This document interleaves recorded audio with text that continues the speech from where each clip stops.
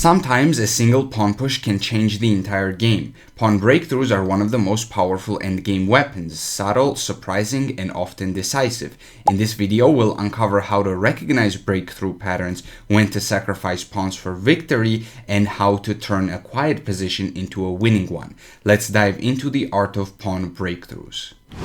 Let's start by defining what pawn breakthroughs are. Pawn breakthrough in chess is an idea that involves pushing a pawn, sometimes sacrificing it in order to open up a way for another pawn and create a passed pawn. So in this case, we have a very simple example of a pawn breakthrough, and the winning move in this position is this move pawn to g5. And here we are basically either threatening to push the pawn or capture the pawn on h6 and then push it and promote it on h8 or g8. And if our opponent captures us, then we can push our h-pawn, and we are the ones that are going to queen first, stop the pawn, and then win the game. So this is a very generic idea of a pawn breakthrough, and this is what we're going to be talking about today. Pawn breakthroughs are not the same as pawn breaks. Pawn breaks generally happen in the opening and middle game phase of the game, and sometimes they can happen in end games as well, but the main purpose of pawn breaks is to open up the position and activate your pieces. The main aim for pawn breakthroughs is to create a passed pawn and then try to promote it. With that being said, let's continue. Okay, now let's talk about a couple of examples. So if you search pawn breakthroughs on YouTube, this is one of the positions that you will see in almost every video, and rightfully so. It is a very interesting endgame. However, it's actually not very common. This alignment of pawns happens very rarely, but it's still an interesting thought exercise, so let's talk about it here. Both sides have 3 pawns. Black has 3 pawns on the 7th rank. White has 3 pawns on the 5th rank. So the pawns are symmetrical. There's nothing else going on here. It's just equal amounts of material. How is there a breakthrough here? Well, as it turns out, if we play a move like g6, we can effectively create a passed pawn here. If our opponents capture with the h-pawn, we can push the f-pawn forward. Now we are threatening to take this pawn on g7 and then promote to a queen. But black takes us, and now we don't take on g6. That would lead to us losing. We push the pawn to h6, and then we go to h7 and h8, creating a new queen and winning the game. Black does not have enough time to do anything here. We're simply going to pick up all the pawns before black is able to do anything. So this is a very common and cool example. If our opponents take with the other pawn, now we do this the other way around. We don't push f6 anymore. In this case, we push h6 and then threaten the pawn. They capture, and then we push the f-pawn through, and then we are able to create a passed pawn. Same with this example that I'm about to show you next. Let me go back. This right here is, I call this a pawn ring, and we got a sort of a bowl of pawns. Both sides have a bowl of pawns, and this can happen in some various Caro compositions. It can happen in other openings as well. It's rare, but it actually happens more commonly than this example, which is kind of funny because this is 4 pawns, the other one is 3 pawns. But the same way here, we can create a passed pawn. Even though both sides have symmetrical structures, we can actually break through with both f5 and g5. If we push with f5, we are able to create a passed pawn with the g5 later on. We're sacrificing 2 pawns, so we push the pawn to f5. Let's say black moves over here, then we push the pawn to f6, and then we're threatening to take, and after takes, let's say black tries to push the pawn in order to queen himself. Now we employ another pawn break, and we are successfully able to complete the breakthrough and create a passed pawn which will queen in 2 moves. Same thing applies when we play g5. However, the difference here is that after a couple of moves, we are creating a passed e-pawn rather than the passed h-pawn, and this does not matter that much in this specific case. However, it is going to matter when you're in practical games, and I will show you a practical example of this right here. So let me go back here. I accidentally spoiled the position, but it is what it is. So we have this pawn ring here, and we have a couple of extra pawns. Which one do we push? Do we push f4 or do we push g4? Well, we cannot be pushing g4 in this case. This would actually not even be a draw now. It's actually losing for the white pieces. Black is winning here because after king takes a5, and then we try this technique with g5, after takes, our opponent has the passed h pawn. And that means that he has the outside passed pawn. What do we know about outside passed pawns? They are better than central passed pawns. So even if we create a passed pawn in the center of the board, we are unable to stop this outside passed pawn by our opponent. Check out the endgame principles video for that. So that's why we cannot be playing g4, because g4 allows our opponent to create an outside passed pawn and we are able to create a central passed pawn. However, if instead here we play f4, now we are completely winning because this allows us to create the outside passed pawn ourselves. It's better to go king d3 first. I think if you play g4, you're still winning, but the evaluation drops a lot and you still have to come back first. Actually, the computer doesn't really know whether it's a draw or a win for white. It's somewhere in between. Now it thinks it's a draw. For a moment there, it thought this position was winning, but it's better to stop the pawns because this h pawn cannot be stopped anyways, and you're gonna play g4 on the next move, and then you're gonna push the pawn through. And the difference here is that now we are the one with the outside passed pawn, and our opponent has this passed pawn, which is also an outside passed pawn, but ours is more further outside passed pawn, and our opponent also has a central passed pawn, but it doesn't matter that our opponent has two of them because we have the higher quality passed pawn, the outside passed pawn, because the black king cannot do anything, cannot get back in time. And this is a very important concept. Remember that outside passed pawn is better than the central passed pawn, and use this in your games. So in this case, let's say g3, king to e3, and I will show you how you would win this position. You would push the pawn to h6, you would stop this pawn on g2, and then the king, let's say, tries to protect the pawn. It doesn't matter because we're just gonna queen, and after e2 we can give lots of checks. I believe this is also just a winning move, and then this position is completely winning because if our opponent goes here, well, then we can get closer, we can give checks and do a lot of things. We can try to move our king closer, like we can give a check here and then stop the pawn this way. If our opponent goes here, we do have to be slightly careful in this position because there might be a stalemate. Like for example, this move ends in a stalemate, which is kind of funny because the king cannot move. It's also not in a check, but just a very simple king to f3 wins here because king f1 is forced now, and now you can just, let's say, pin the pawn and then win the game. So remember, when you're in these sorts of positions, remember the technique of this breakthrough that I just showed you with f5, g5. Here, remember the breakthrough that I showed you with g6. But be aware when you're in a practical game, be aware that you want to create the outside passers rather than central passers if possible.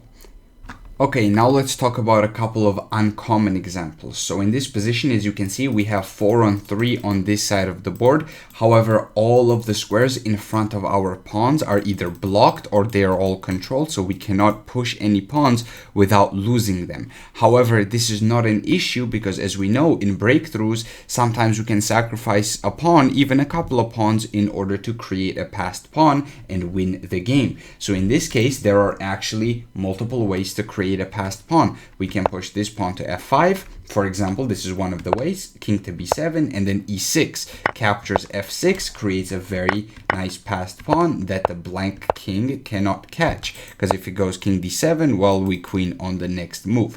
So this is one way to create a passed pawn.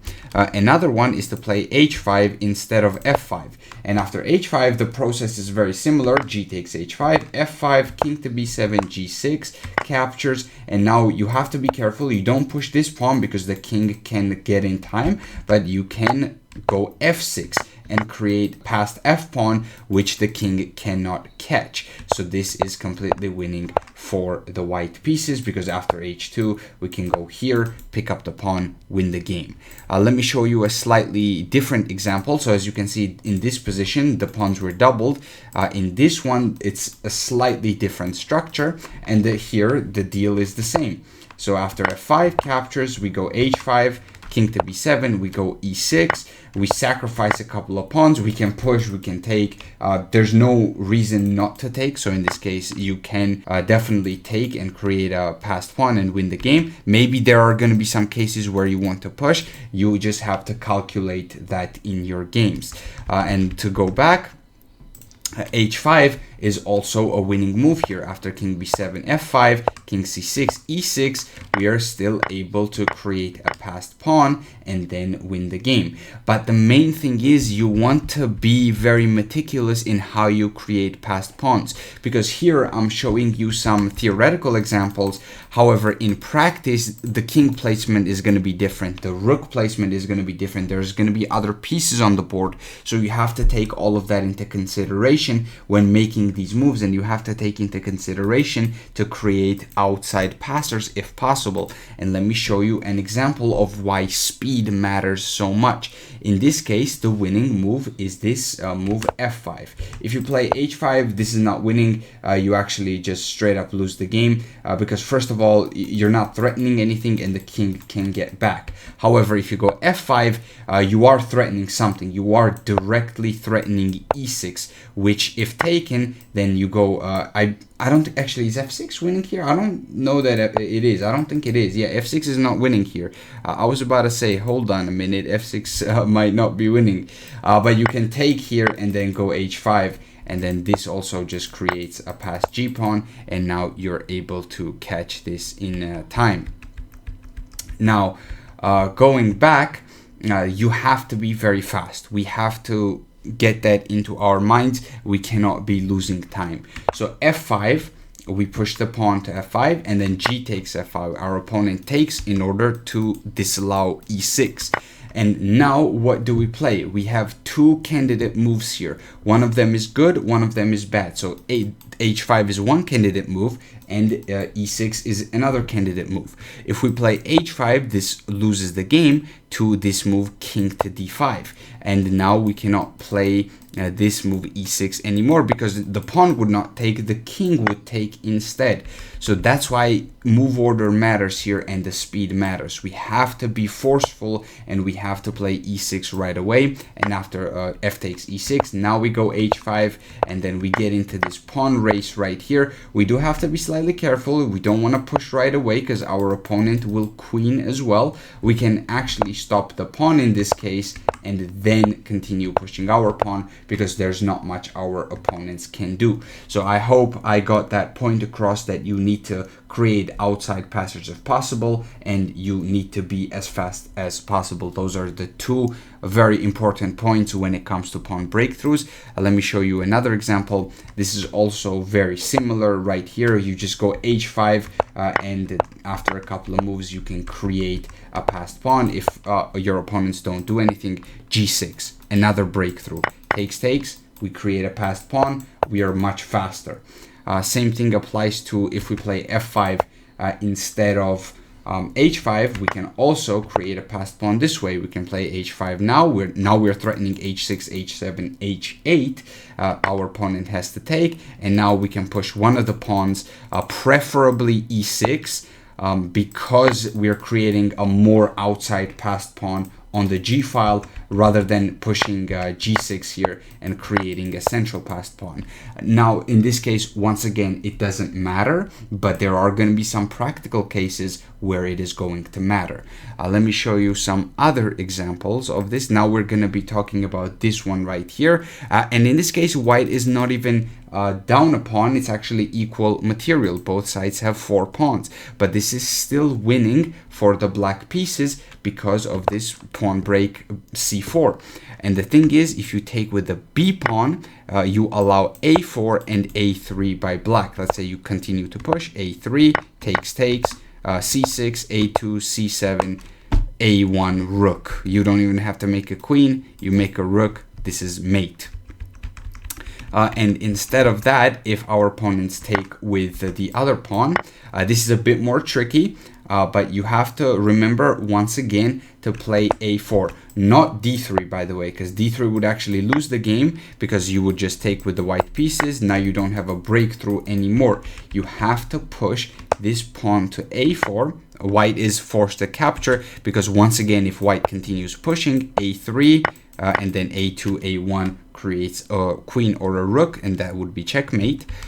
So white has to pretty much take. Now, once again, we have this sort of a scenario where we need to sacrifice the b pawn to allow our d pawn to get promoted. So b3 is the correct move here. d3, of course, does not do anything. So we play b3, captures, and then we push this pawn to d3, d2, and d1, successfully creating a queen and winning the game. So all of these positions are going to be in the description. This link to this study is going to be in the description. I know some guys were asking a couple of videos ago about the studies. All of the studies that I make are in the description of the videos. Let me show you another example here of a very uncommon pawn break, and this is the diamond formation. And even though there are two pawns on e6 and g6 controlling this square on f5, at first glance it seems that we cannot do anything here.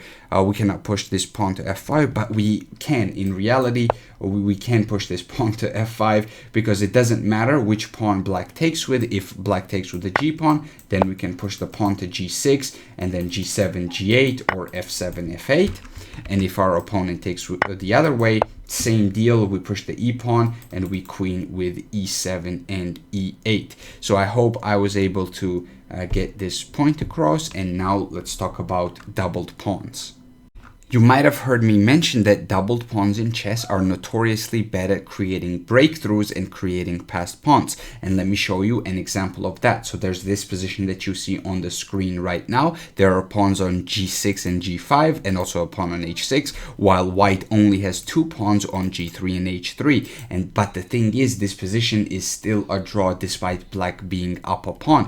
And the way to draw this is, first of all, we need to activate the king. And secondly, we need to look at the pawns and we need to figure out a way to stop them. And the way we stop them is with this move g4. Whenever you're trying to stop a clump of pawns and one of the pawns is doubled and you have less pawns on the other side, you want to push the pawn that is in front of the doubled pawn. So for example, our opponent has doubled pawns on g5 and g6. We want to push the g pawn and we want to fix the pawns right there. And then if h5 is played, that doesn't really do anything. We're not going to take here. By the way, let's make that very clear. We're not going to take here. We're just going to wait this out. We're going to play a move like king to d4 and then go king e4 and just move back and forth. If our opponent instead pushes h4, this is also a draw because the pawns are severely restricted. The pawns simply cannot move. And if our opponent takes, well, now he has the doubled isolated pawns, so there is no breakthrough in this case. Let me show you another example where this is very relevant. Remember, as the defending side, you want to push the pawn that is in front of the doubled pawn. So in this case, you want to push f3 and ignore the evaluation bar because the evaluation bar is taking in the whole position into consideration and king activity and all of those things. But right now I'm trying to make a point on pawn breakthrough, so ignore this for a moment. This position cannot be broken through by the black pieces because this is what will happen. Black will keep pushing pawns. White will set up the pawns on f3. Remember, you want to push the pawns in front of the doubled pawn to fix the doubled pawn, and you also want to push h3 in this case because there is this specific idea that you want to disallow. And let me show you what that idea is. That idea in question is this idea right here where black pushes g4 and it is trying to push h4 and h3, and that's very important to stop because then black gets a breakthrough, right? Because if hg, then you go g3 and then boom, or sorry, GH, and then you go G3, and then you create a passed pawn. That's why it's very important to stop this pawn in its tracks and not allow this H3 pawn break and actually play H3 yourself, because if G3 is played, the position locks down. If G takes either H or G takes F is played, you simply take back and the position is just a draw here. So let me show you a practical example of this. This happens in Caro-Kann Tartakower quite often. This is literally the structure, as you can see. And in Caro-Kann Tartakower, in the middle game, black is fine because this extra doubled F pawn is actually quite useful. It's stopping, it's controlling various squares, it's stopping various attacks. You can use it to push forward with G6, F5 and control this E4 square. So it's actually quite useful. However, if we get to an end game, it starts to become a liability because, as I showed you earlier, these pawns cannot break through this structure, but white can create a very nice passed pawn on d5, and this is simply going to be winning for the white pieces once he brings the king, activates the king, and does all of those endgame shenanigans. So this is why doubled pawns are very bad at breaking through. Let me show you another example of that in the Spanish opening. This is the opening variation that I want to show you with d4. Takes, an exchange happens, we go into a queenless middle game, and black has the doubled pawns on the c file, but black also has the bishop pair, so the compensation for the bishop pair makes up for the doubled pawns. But once this gets to an end game and all the pieces are swapped off, this position is going to be winning for the white pieces, because you're just going to push the pawn and then you're going to stop these doubled pawns.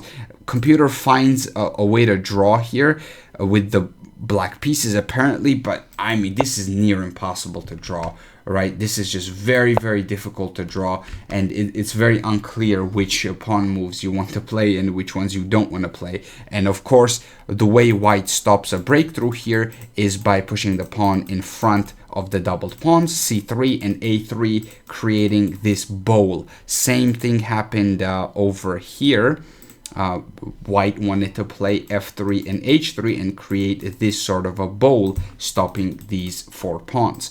So that's why it's very important to play that, because that directly stops the breakthrough.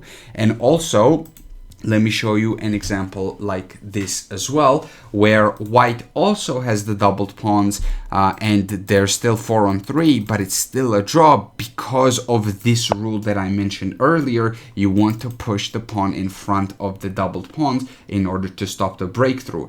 And what this does is it basically challenges the pawn on b5. The pawn cannot capture because then this is a draw, right? Because then you go c3, you go a3, and this is just a very simple draw. You just go back and forth here, and if either side tries to do something, it's just not going to work. This position is a draw, even though black is up 2 pawns. Black has tripled pawns. Black has the legendary Tower of Power. It doesn't matter though, this position is still a draw. Now if we go back though, and if our opponent, instead of capturing, plays a more logical move, which is this move right here, b4, it still doesn't matter because there's still no way to break through. We can go back and forth, but you cannot play b3 here because captures, and the position is still going to be a draw. Nothing is going to happen here. The 2 pawns versus 2 pawns are not going to break through. Just make sure to capture with the c pawn, okay? Don't capture with the a pawn. That would lose the game. That's very, very important that you don't capture with the a pawn, okay? Capture with the c pawn. I know that in middle games you want to capture towards the center, but in end games you can take away from the center, because you know the outside passed pawns and all that. You know the rules. So make sure to not allow your opponents to create a passed pawn. Okay, so I saved best for last, and I'm going to teach you what's called a swindle technique. I don't know if it's actually called that. I call it the swindle technique because it's actually one of the ways you can swindle your opponent from a losing position and actually win the game. So let's take a look at this position. It is black to move, but let's assume we're playing from the white side. You know, black is looking at this position going like, okay, I have to be completely winning. I'm up 2 pawns. I can just create a passed pawn on either side of the board and just simply win the game. and let me start creating a passed pawn on this side with a move like b6, because it's the fastest way to create a passed pawn in the position. However, the problem is this move b6 actually straight up just loses the game on the spot, and this is because of this technique, which I like to call the swindle technique. First of all, you do not want to capture on b6, okay? You capture on b6, you lose the game, because then a5 is going to be played, and then black creates an outside passed pawn. There's nothing you can do, and you basically lose the game. But what you can do instead is play this move b5, and this is such a ruthless move. And the idea is that if b takes a5, you take on a6, and you're closer to promotion, so you're just going to promote first, and then you're going to stop the opponent's pawn. And the same thing happens if our opponents take a b5 instead of taking a5.